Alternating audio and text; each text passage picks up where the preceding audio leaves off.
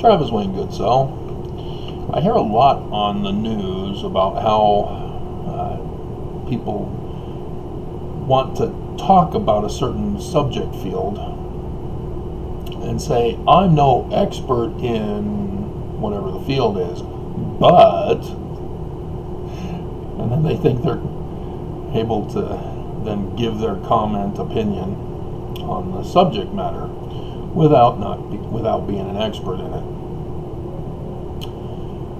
And the one thing I've realized going through schooling is that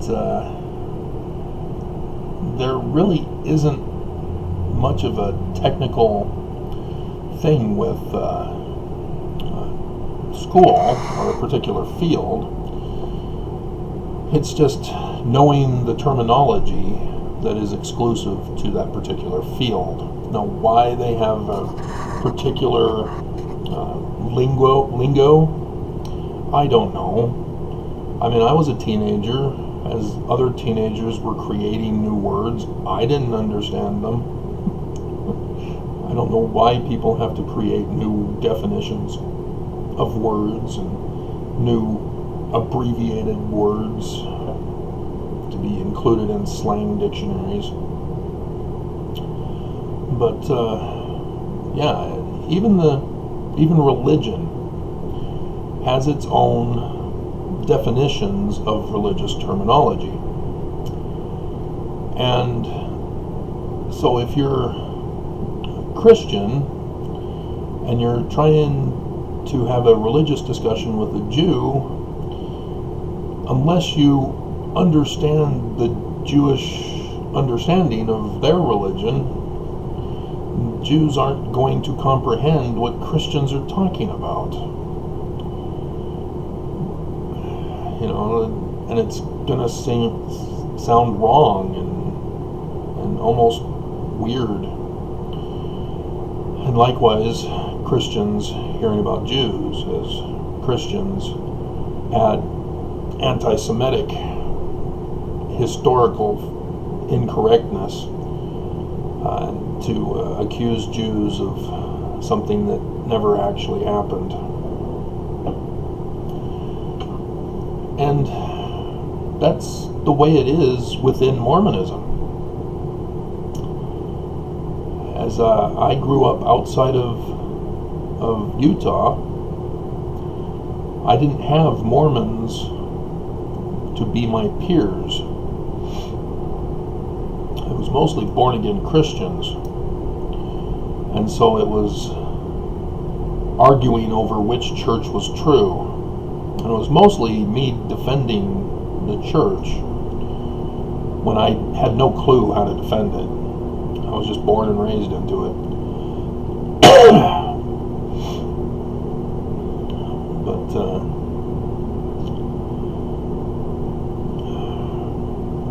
that had me concerned that I was way behind in Mormonism and Mormon knowledge.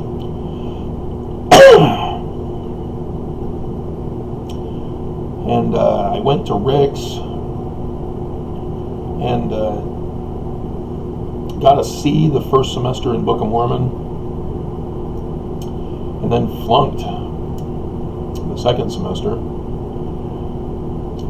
I pretty much gave up in the class and went on my mission to New York, New York. But while I was on my mission in New York, I decided, you know what?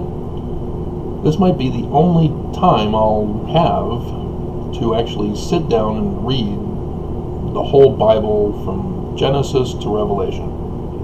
And so I did. And it took me until I was on the plane ride up to Rick's again when I finished it. I think it might have even been when I was at my grandparents' house there in Rexburg. And for me, having been taught to annotate in school in order to answer the comprehension questions. It resulted in a well-worn and taped back together darkened scriptures. Colorful, but darkened. I tagged my scriptures, you might say, which is one of those words that were changed in definition.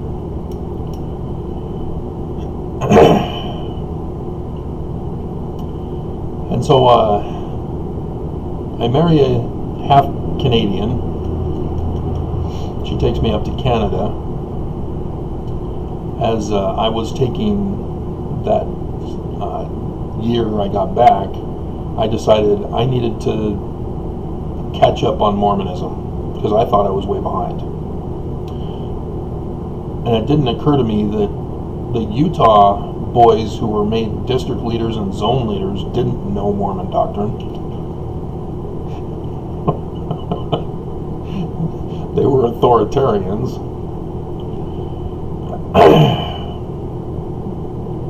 And then there was the elderly couple in the Bronx branch, and oh my God, the strange Mormon doctrines he talked about. My goodness. Even other Utah Mormons were thinking his doctrines were strange. But got back, took all the religion classes except for church history. I started to take it so that I can get my parents to buy me the church history, and got out of the class because I had too many credit hours. It was overwhelming me. And but I got to keep the textbooks, obviously. And so, yeah, those weren't textbooks that I gave back. I kept them for my personal library. And of course, that's what the church wants. But they still allow you to sell them back, and you get a 10% back.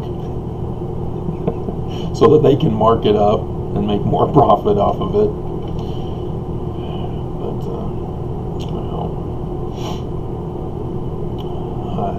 that's just how school does it, I guess. They really screw over students, take advantage of them while they're on student loans. Fortunately, my parents paid for Rick's, but they didn't pay for the university up in Canada. I still, even though I was smarter than the Mormon trivia board game, yeah, I outsmarted the Mormon trivia board game. Surprised myself, but I'd done some catching up with the Book of Mormon after having failed it.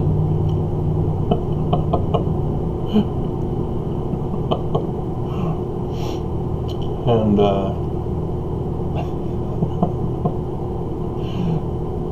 and so that pissed off the in-laws and the one now formerly called my ex, the first ex. They didn't like it that I knew Mormon trivia, and it seemed disturbingly wrong to be hated and mocked for knowing Mormon trivia, and especially to outsmart the board game itself. But I mean, my goodness.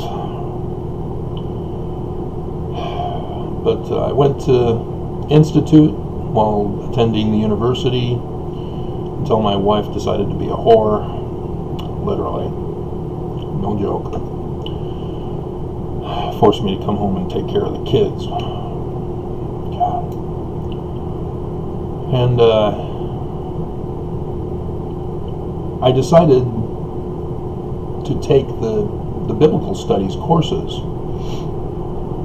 and the philosophy of science, which went over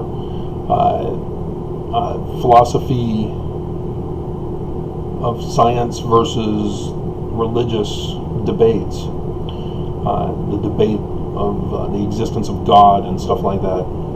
And I did a paper where I logically established that the Catholic Christian God is actually Lucifer in disguise. Little did I know, so is the Mormon God. Dear God, the inverted pentagram staring us right in the face. And they still want to call it the Church of Jesus Christ. And so when I graduated, came down to Utah, where I got dumped off by the whore. Literally, not kidding, she's a whore. She dumped me off here.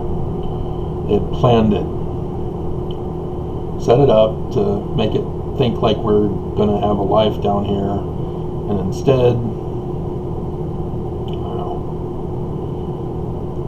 she tried all sorts of excuses that I didn't jump right into a CEO position of my own company to justify leaving. But her real reason was because I just deciphered Paleo-Hebrew in February that year. And so the real reason is that I deciphered Hebrew, and she did not want her kids learning Hebrew. So, yeah.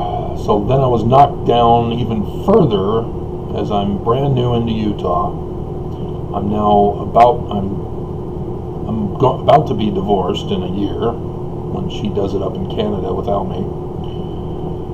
And all Mormons know that you're a sinner for being divorced.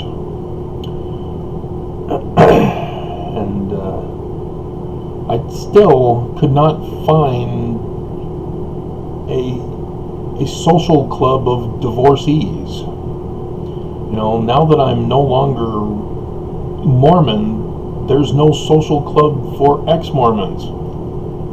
Ex-Mormons won't have me. Neither did the divorcees want me.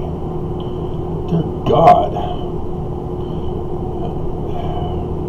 And so,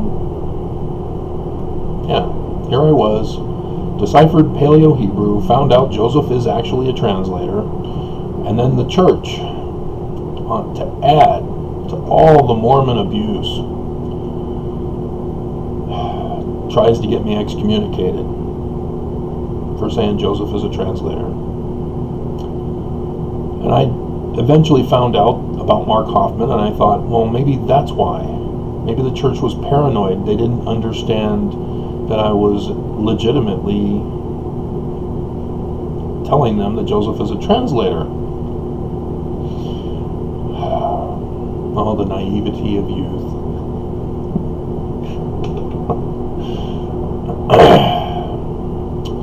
But going through Institute and going to church with Sunday school and elders quorum, it became clear to me that all my fears and anxieties about not being good enough for the Utah Mormon was just all in my head. Because I had done the work to pursue a study of Mormonism, the Bible, scriptures, the ancient world, I became smarter than Mormons. So much smarter that Mormons do not understand the words that are coming out of my mouth. When I talk about scriptures, they don't have the same definitions of the words from the Book of Mormon. Spiritual witness has replaced physical manifestation. And how do you communicate with a people that don't live in reality? Spiritual witness is not real. You may have feelings. Those feelings are real. But your claim to knowledge from feelings? Hell no. Dear God. And so as a result, this explains why there's all sorts of different Mormon doctrines floating around, because everybody's got their own spiritual witness truth. Nobody is agreeing on anything. Whereas physical manifestations in the real scientific world have standard measurements by which to go by.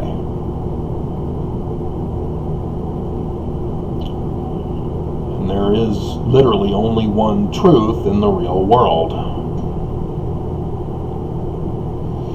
And I find it strange that MSNBC and other news agencies other than the Fox and the ones that support Trump, we're all talking about how religious people were being conned by Trump, how they were actually worshiping Trump. They've even created a golden idol image of Trump now. And Mormons are a part of this. Mormons likewise were worshiping Trump, that he was the fulfillment of Scripture. I mean, dear God, that literally is as bad as Mormons not identifying the inverted pentagram on the Salt Lake Temple, or calling it Jesus as their God, when it's supposed to be Lucifer. Everybody knows it's Lucifer. Satan worshippers know it's Lucifer. If they were to see it, they would go, "Oh, hey, you're one of us." And Mormons would go like, "Oh, no, Jesus." They'd freak out. They wouldn't understand. Because they've created a whole new bubble world of spiritual witness. They do not understand the same meanings, the same definitions of things. What the hell happened? Do they not teach you English grammar in school? Or is religion something different altogether?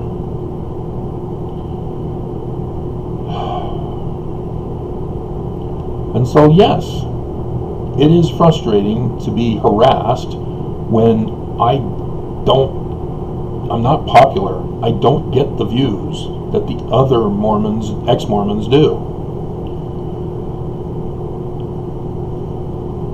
I mean, and as a result, what the thumbs down mean is that Mormons are okay being conned by the church. They're okay being ripped off by the church, deceived, lied to by the church. They're okay that the church says they're the Church of Jesus Christ when it's the Church of Satan. They're okay with this. This is how twisted the thinking of Mormonism is. What does it take to change the essence of a Mormon? Can't be done. That's the only conclusion. There is no Mormon who can be converted to the truth. The church has got them in bondage with their spiritual witness bubble. And they can't get out. They're even destroying the church. Cancel culture Mormons destroying LDS Church. I mean, the church is struggling, literally, because the cancel culture generation of Mormons think that their traditional spiritual witness trumps even the prophets of God. But I think maybe, I doubt it. I don't know. The church has to come right out and call them out specifically to say, you're wrong, follow me or die. In order for Mormons to like go, okay, I'm sorry. I just, but me, yeah, nobody's gonna listen to me.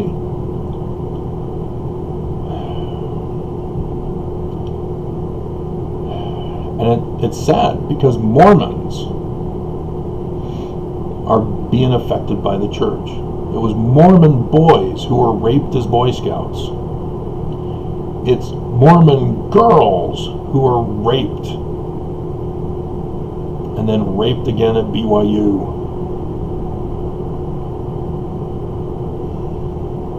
It's Mormons who are the pedophiles and the rapists.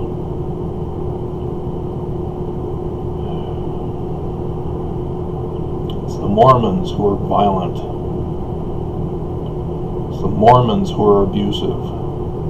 It's the Mormons who were there at the Capitol on the 6th of January. It's Mormons who cheered for a Russian temple.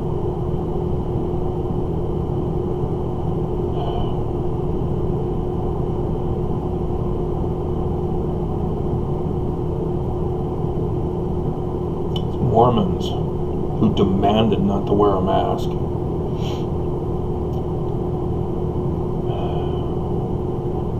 We're not even Christian. Oh, I gotta sneeze.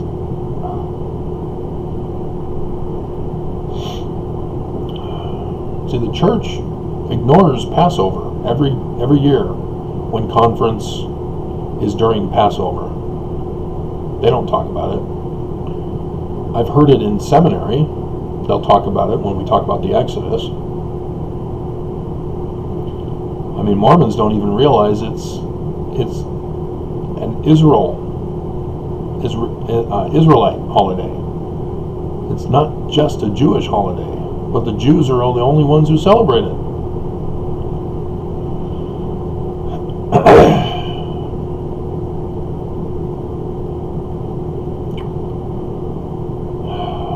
And so, yeah, when I talk about the Jewish Messiah, Mormons are like, what? What are you talking about? They don't believe in a Christ.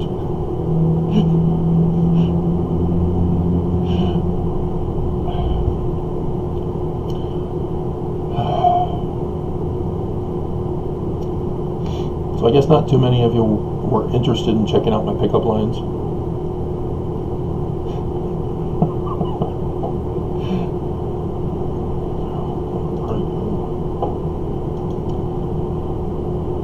Four and four.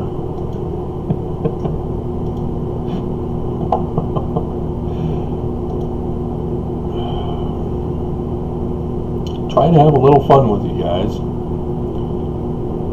Just nothing but spoil sports.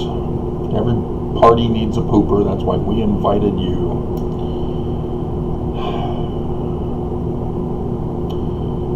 But I've been getting a lot of thumbs up on some of the videos, though.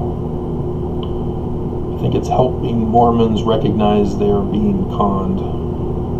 There's still the regular number of thumbs down, but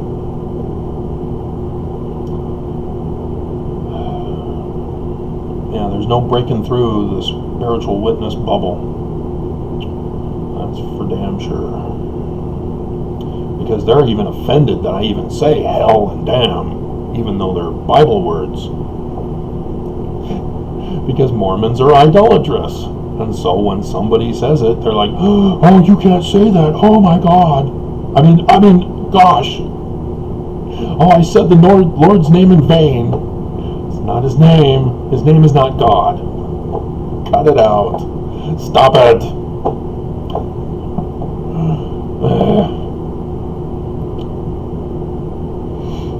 There is no hope for Mormons.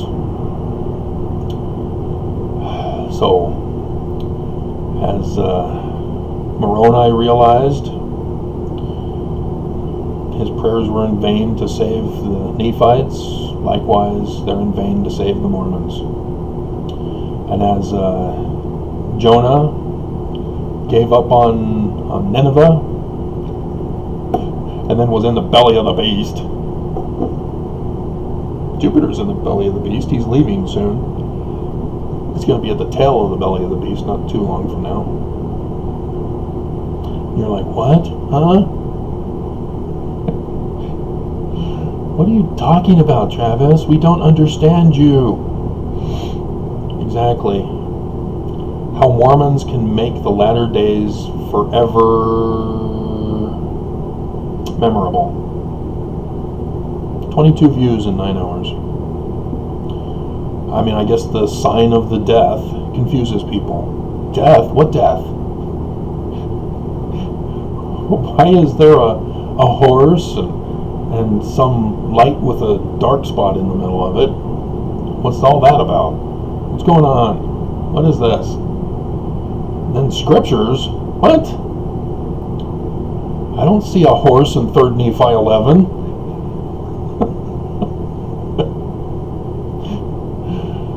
Yeah. I'm too smart for Mormons. Or technically, I became the true Mormon. And I'm in that field all by myself. As Mormons are in their spiritual bubble fantasy Mormonism. And going into cliques of those who likewise believe them for most things that are at least important.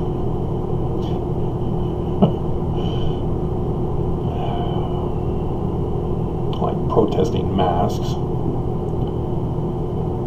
Oh, God. I mean, yeah, it's horrifying, literally, that Mormons cannot see the scriptural connection of the latter days with the prophecies of a virus.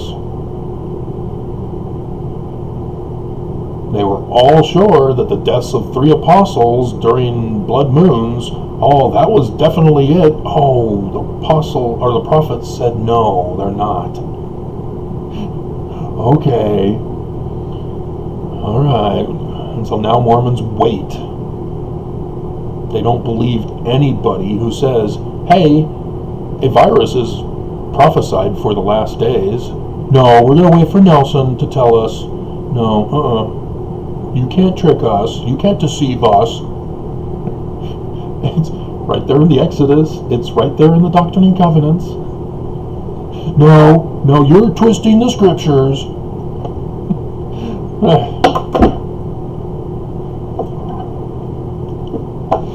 There is no hope for Mormons. They are doomed. And they're on a spiral that I cannot stop. Good riddance.